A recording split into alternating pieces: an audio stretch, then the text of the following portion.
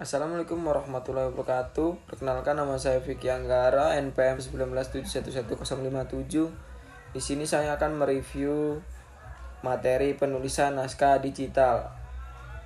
Penulisan naskah digital merupakan naskah yang dapat dibaca atau ditampilkan pada perangkat digital.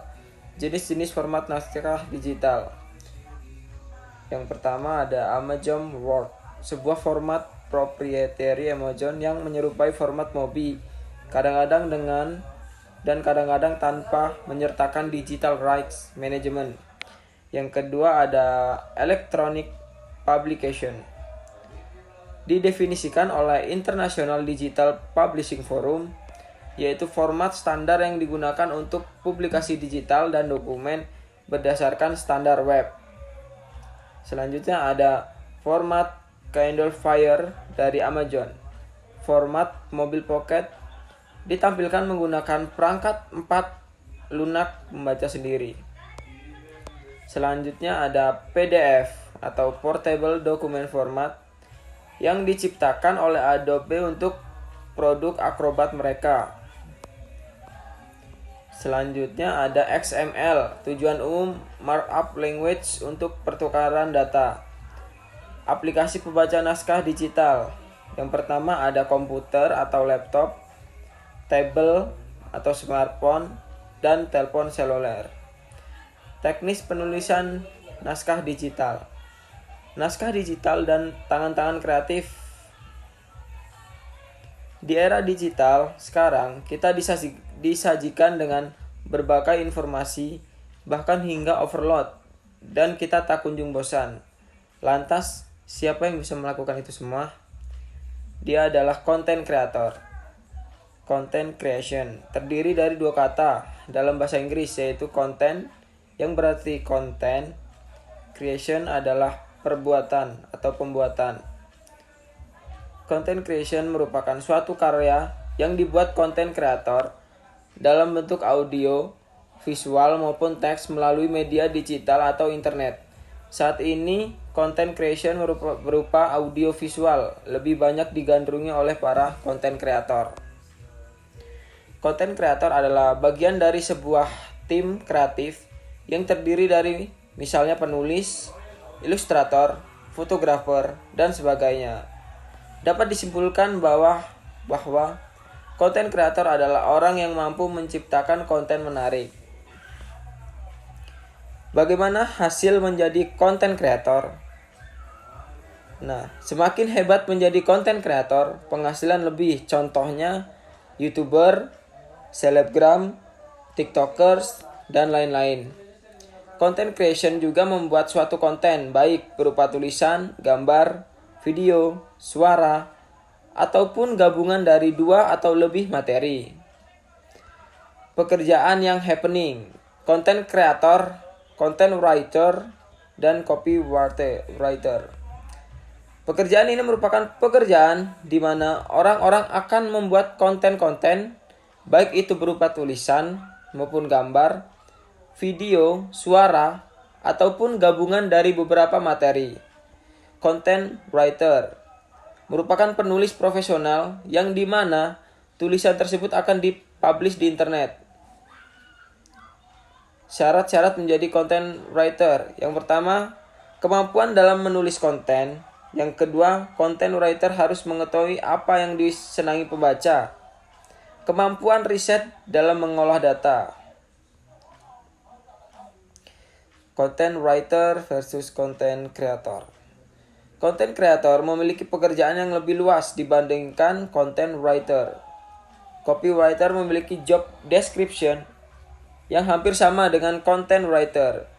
Tujuan penulisan untuk meningkatkan ketertarikan masyarakat yang berperan sebagai konsumen untuk membeli suatu barang atau menggunakan suatu jasa. Yang membedakan adalah tujuan dasarnya. Tujuan dasarnya. Pembuatan naskah digital. Beda akun, beda konten. Social ID. Nah, setelah kita mengetahui tentang perbedaan copywriter, content creator, dan content writer, serta teknik dalam membuat konten, Jenis akun sosial. Yang pertama, brand account. Akun yang memang menampilkan brand perusahaan sebagai representasinya. Yang kedua, shopping account. Sesuai namanya, akun ini berjualan. Jadikan nama produk yang kita jual sebagai nama akunnya. Yang selanjutnya, media account. Sebagai akun media, tentu saja mengabarkan berita. Yang keempat, ada personal account. Kabarnya cowok baru masuk kategori keren kalau punya 5.000 followers dan cewek punya 10.000 followers. Yang selanjutnya ada blogger dan influencer. Untuk akun ini, topik yang dibahas harus terfokus dan jelas, apakah soal film, traveling, atau soal keuangan. Yang selanjutnya ada community atau hobby account.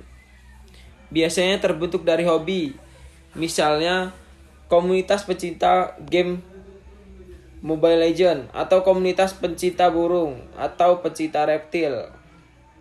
Yang pertama, portfolio account. Akun yang dibuat sebagai media untuk menampilkan hasil kumpulan karya kita yang bisa dijadikan sarana promosi tidak langsung dari profesi.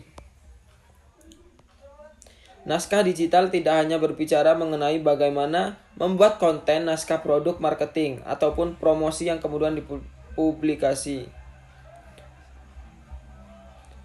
Seorang kreator digital juga dituntut memiliki kemampuan dalam membuat berbagai naskah yang kemudian diterjemahkan dalam berbagai gambar visual. Autobiografi dan biografi merupakan salah satu media bagi para kreator dalam mengasah bakat dan keterampilannya. Teks biografi dan autobiografi. Teks yang berisikan tentang cerita suatu tokoh dalam mengarungi kehidupannya, baik berupa masalahnya atau kelebihannya, yang ditulis oleh seseorang agar tokoh tersebut dapat diteladani orang banyak. Berikut ciri-ciri teks biografi. Yang pertama, biografi dibuat berdasarkan informasi fakta serta disajikan dalam bentuk narasi. Faktualnya didasarkan pada pengalaman hidup seseorang yang diceritakan dalam tokoh biografi tersebut. Pengalaman hidup seseorang tokoh dalam menghadapi masalah-masalah yang dihadapinya sehingga dapat menjadi seseorang yang sukses sampai sekarang dapat dijadikan teladan bagi orang lain yang membacanya. Tujuan penulisan autobiografi. Yang pertama, mengenalkan diri kita secara lebih detail kepada orang lain, memberikan gambaran pelajaran serta kisah-kisah inspiratif bagaimana seseorang dapat sukses dalam bidang yang sedang digeluti sekarang ini, baik itu dalam karir, bisnis, politik, ataupun bidang lainnya. Yang selanjutnya, bahan pencitraan seseorang. Manfaat autobiografi. Yang pertama, sebagai refleksi untuk memahami masa lalu lebih baik. Yang kedua, membantu Anda untuk move on dari kejadian buruk di masa lalu. Yang ketiga, mengetahui bagaimana orang lain mengartikan dirimu. Yang keempat, menyadari perubahan dalam diri dari tahun ke tahun. Yang kelima, melihat kesalahan masa lalu dan memperbaikinya. Yang keenam, menjadi nilai plus dalam masalah profesionalitas. Struktur autobiografi. Yang pertama ada latar belakang keluarga, yang kedua ada latar belakang prestasi, dan yang ketiga adalah latar belakang pekerjaan, latar belakang hasil karya. Perbedaan autobiografi dan biografi.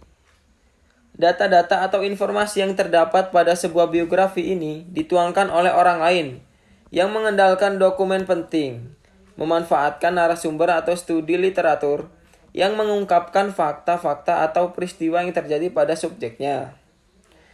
Sementara informasi dari biografi seorang tokoh ini akan memberikan motivasi, sejarah penting dan hikmah bagi para pembacanya.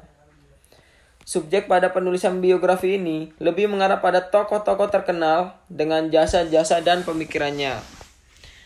Sementara autobiografi sendiri ditulis atau dituangkan oleh diri sendiri beserta pengarang lainnya, sesuai dengan pengalaman yang dialami oleh tokoh tersebut dalam kehidupannya. Berisi informasi tentang terhadap kehidupannya, mulai dari masa-masa sulit hingga puncak keberhasilannya. Peran penulis dalam penulisan di media digital. Yang pertama, penulis digital sebagai komunikator pesan harus provokatif, pintar, lucu, atau memiliki selera humor, serta dapat menarik perhatian pembaca digital. Yang kedua, penulis digital menjadi penyelenggara informasi atau penulis web yang baik membantu pembaca mengatur semua informasinya, sehingga penulis digital hanya memfokuskan pada informasi yang penting bagi para pembaca. Yang ketiga, penulis digital harus memahami media yang tepat dalam pencapaian informasi.